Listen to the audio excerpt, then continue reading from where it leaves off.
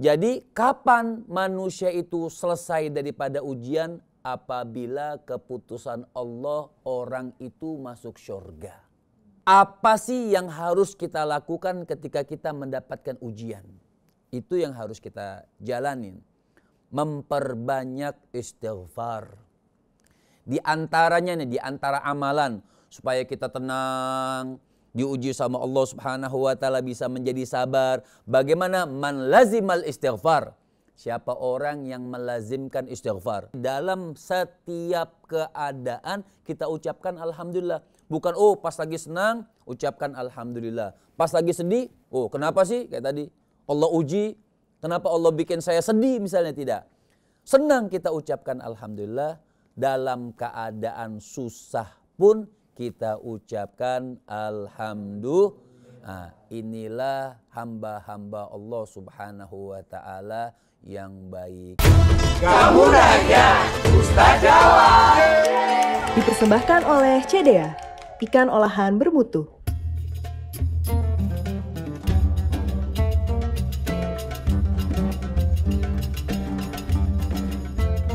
Assalamualaikum warahmatullahi wabarakatuh. Waalaikumsalam warahmatullahi wabarakatuh. Masya Allah, apa kabarnya, sehat semua?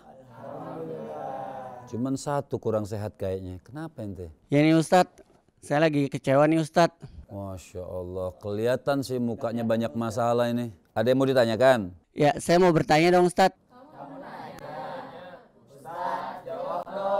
Silahkan. Belakangan ini saya merasa kecewa nih Ustadz, karena satu, finansial saya tuh sedang menurun. Terus saya juga habis gagal tunangan Ustadz. Apakah Allah merasakan apa yang saya rasakan Ustadz? Oh, sakitnya di mana? Sakitnya tuh di sini Ustadz. Masya Allah. Begini, ad-dunya darul bala. Dunia ini tempat ujian. Makanya Allah Subhanahu wa taala mengatakan di dalam Al-Qur'an, linabluwakum ayyukum ahsanu amala. Kum aja ya. Artinya tidaklah aku ciptakan manusia ini linabluwakum ayyukum ahsanu amala. Kita ini diuji. Ente susah bener ujiannya kayaknya. Artinya tunangan gagal, cari uang susah, kan begitu. Namanya ini ujian dari Allah Subhanahu wa taala. Ada seorang imam bertanya, kapan sih manusia itu selesai daripada ujian? Murid-muridnya ada yang jawab ini. Ada, wahai Syekh, kalau kami diciptakan jadi orang kaya. Orang kaya ada nggak ujiannya? Ada. Orang kaya diuji. Ada muridnya yang lain bertanya lagi, wahai Syekh, kalau begitu orang miskin saja. Kira-kira orang miskin ada nggak ujiannya? Tambah banyak lagi ujiannya, ya. Artinya, kemudian ada lagi yang bilang, wahai Syekh, kalau begitu orang mati. Sekarang saya mau tanya, orang mati diuji nggak? Ada nggak ujiannya? Lebih berat lagi, pertanyaan munkar wa nakir, pertanyaan mempertanggungjawabkan hisabnya, hitungan dari Allah Subhanahu wa taala selama dia hidup. Jadi kapan manusia itu selesai daripada ujian? Apabila keputusan Allah orang itu masuk surga. Ya. Kalau diputuskan kita fulan bin fulan masuk surganya Allah Subhanahu wa taala, maka selesai daripada ujian Allah Subhanahu wa taala. Jadi kalau ditanyakan, Allah itu merasa gak? Allah yang menguji. Ya, Allah yang menguji kita. Allah yang memberikan ujian kepada kita. Jadi Allah merasa, tapi Allah tidak kecewa. Allah pengen lihat ini fulan kuat atau tidak diuji oleh aku, kata Allah Subhanahu wa taala, jalla jalaluhu wa ta'ala azamatuh. Jadi sebenarnya apa sih yang harus kita lakukan ketika kita mendapatkan ujian? Itu yang harus kita jalanin. Memperbanyak istighfar.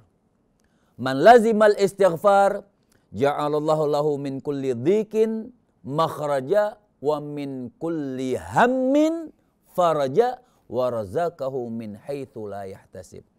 Di antaranya nih, di antara amalan supaya kita tenang, diuji sama Allah Subhanahu wa taala, bisa menjadi sabar. Bagaimana? Man lazimal istighfar. Siapa orang yang melazimkan istighfar. Istighfarnya bagaimana? Bagaimana saja boleh. Mau baca astaghfirullahaladzim, astaghfirullahaladzim, atau pakai nada astaghfirullah sampai subuh nggak kelar-kelar astaghfirullahnya. Dia nyanyi aja, tapi nggak apa-apa, itu lahan. Kalau memang bikin kita khusyuk, nggak masalah pakai nada astaghfirullah ya. Kemudian mau tambahin astaghfirullahaladzim wa atubu ilaih. Boleh juga. Mau pakai nada tadi boleh, biar misalnya bisa meneteskan air mata, boleh.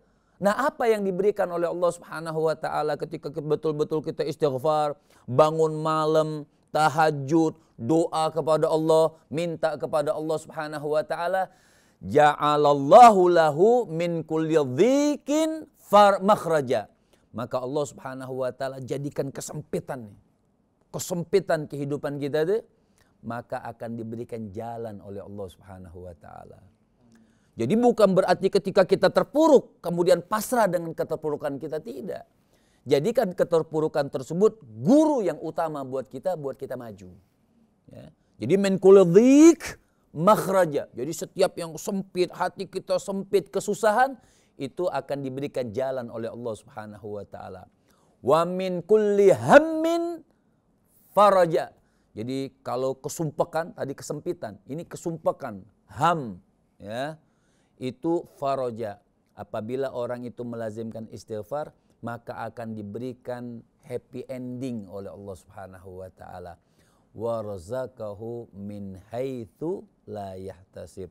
Maka Allah Subhanahu wa taala akan berikan rezeki, pintu rezeki yang dia tidak duga-duga dari mana rezeki tersebut akan diberikan oleh Allah Subhanahu wa taala.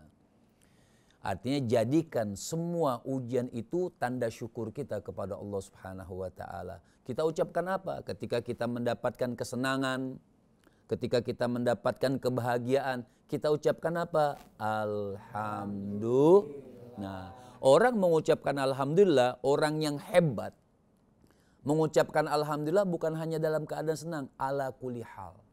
Artinya dalam setiap keadaan kita ucapkan alhamdulillah. Bukan pas lagi senang ucapkan alhamdulillah. Pas lagi sedih, kenapa sih kayak tadi Allah uji, kenapa Allah bikin saya sedih misalnya, tidak. Senang kita ucapkan alhamdulillah, dalam keadaan susah pun kita ucapkan alhamdulillah. Nah, inilah hamba-hamba Allah Subhanahu wa taala yang baik. Mudah-mudahan Allah Subhanahu wa taala jadikan kita hamba yang sabar. Jadikan, minta juga kepada Allah kalaupun diuji, kita minta ujian yang memang bisa kita tahan, yang kecil, yang tidak memberatkan kita. Allah Maha Sayang, Allah Maha Ridho kepada hambanya. Mudah-mudahan kita semua diberikan keberkahan oleh Allah Subhanahu wa taala.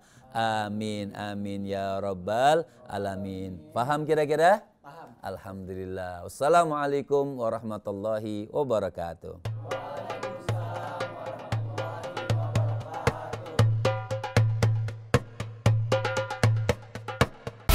Kamu Nanya, Ustaz Jawab.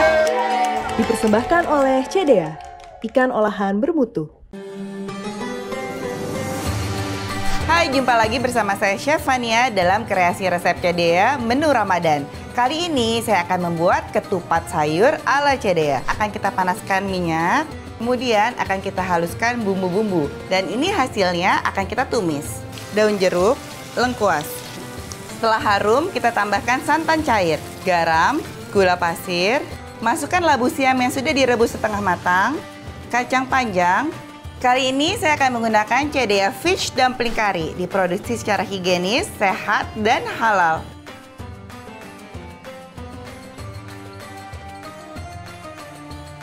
Enjoy delicious CDA Fish Dumpling. Ini dia juaranya, ketupat sayur ala CDA. Resep-resep CDA bisa diaplikasikan saat sahur ataupun berbuka puasa bersama keluarga, supaya tetap fit selama menjalani ibadah puasa.